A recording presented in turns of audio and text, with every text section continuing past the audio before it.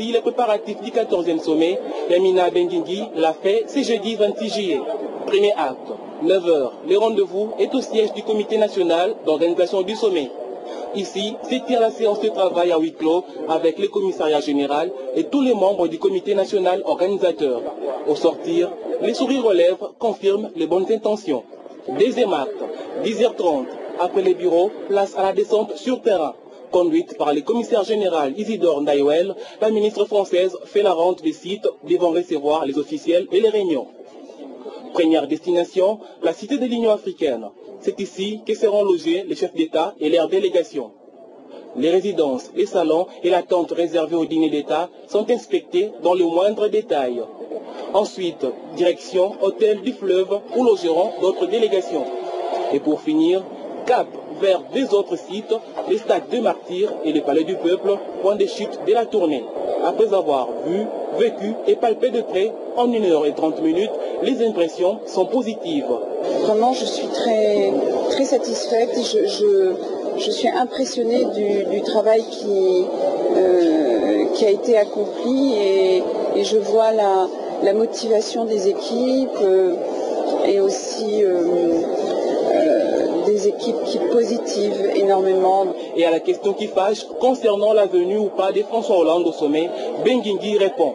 Pour l'instant, vous n'avez entendu que des rumeurs négatives. Et comme je dis, la rumeur est là pour mourir. Monsieur François Hollande n'a jamais dit qu'il ne viendrait pas ou qu'il boycotterait jamais. Donc je le redis devant vous. Ce sont des allégations, des supputations. Lorsque je rentrerai, je lui ferai un rapport complet. Et voilà, et pour l'instant, longue vie au sommet.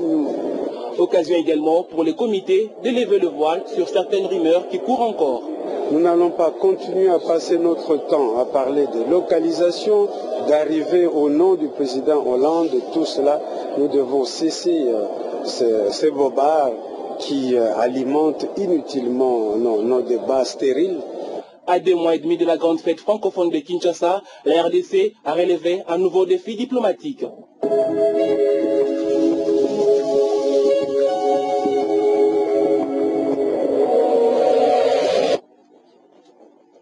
Obeminaku et Yamina Benguingui ont mis plus d'une demi-heure pour échanger d'abord sur les préparatifs du 14e sommet des chefs d'État et des gouvernements des pays ayant en partage la langue française et sur le travail de l'Assemblée nationale congolaise au cours des 2 dernières sessions parlementaires. L'invité de marque de la République démocratique du Congo a salué le travail de la Chambre basse du Parlement congolais et les avancées notables dans les préparatifs du sommet de Kinshasa qui bénéficie totalement du soutien du gouvernement français. Le message de la France reste toujours le même, c'est-à-dire que l'avancée du sommet se passe très bien. Nous proposons aussi nos compétences. Nous allons dans la même voie et nous sommes sur ce projet. Sur le changement des dernières minutes, la ministre française en charge de la francophonie prendra également langue avec d'autres personnalités politiques, ainsi que celles de la société civile.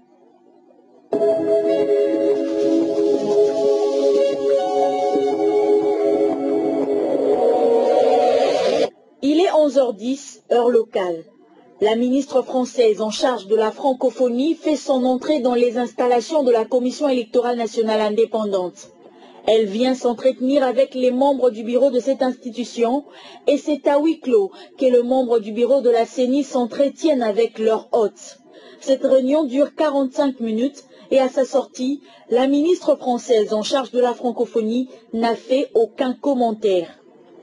Mais que peut-on retenir de cet entretien ?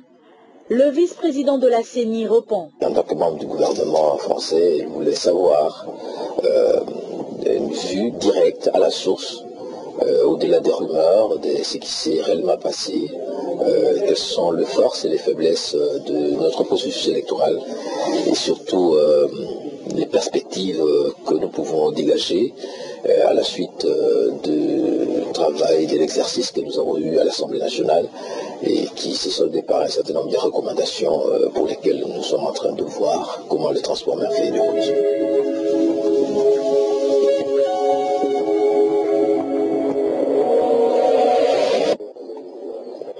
Sa visite de travail à Kinshasa, une réussite, on pouvait le remarquer dans son humeur, dans sa poignée de main, avec les journalistes à qui elle a tenu à donner le contour de son séjour. Le sommet de la francophonie, il doit être le sommet de tous les francophones et en particulier des Congolais.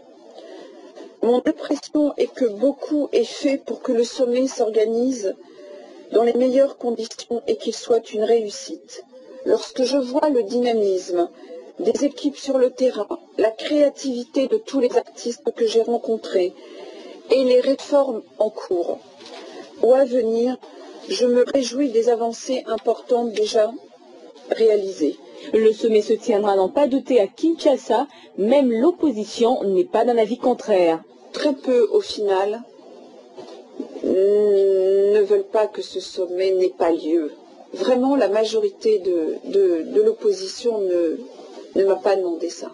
Et au sujet de la présence ou non du président François Hollande à ses assises, Yamina Benguigui a martelé. Le président Hollande n'a jamais pris la parole pour dire peut-être que je ne viendrai pas, peut-être que je vais voir. Il n'a jamais, encore une fois, c'est une rumeur. Si je serai en France dès demain et je ferai un rapport au président de la République et au ministre des Affaires étrangères du contenu des échanges très riches que j'ai eus pendant ces 4 jours. Pour Yamina Benguigui, qui repart satisfaite comme les différentes délégations de l'OIF du bon déroulement des choses, la francophonie doit être l'expression d'une langue solidaire et égalitaire.